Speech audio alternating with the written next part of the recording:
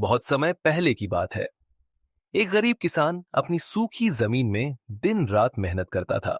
सूरज की तपती गर्मी, पसीने की धार और टूटती हड्डियों के बाद भी उसके खेत में कुछ नहीं उगता था। लेकिन किसान हार मानने वाला नहीं था। वो हर दिन उम्मीद के साथ हल उठाता और खेत जोतने लगता।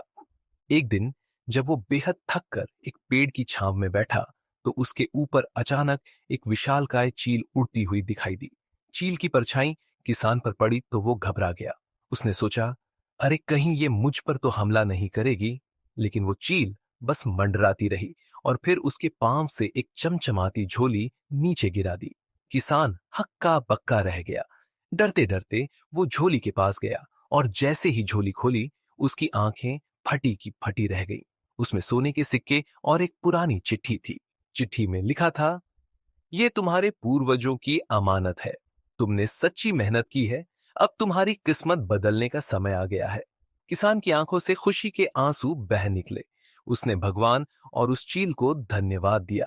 अगले ही साल किसान की जिंदगी बदल गई।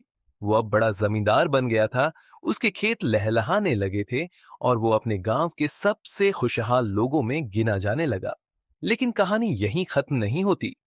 वो चील एक दिन फिर उसके खेत पर आई और इस बार वो उड़ते उड़ते एक पेड़ के पीछे गई और वहां वो एक छोटी सी जादुई चुड़ैल में बदल गई।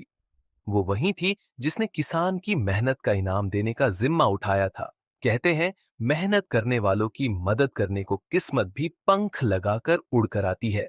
सीख, मेहनत करो, नेकी करो, किस्मत पंख लगाकर एक दिन जरूर आती है।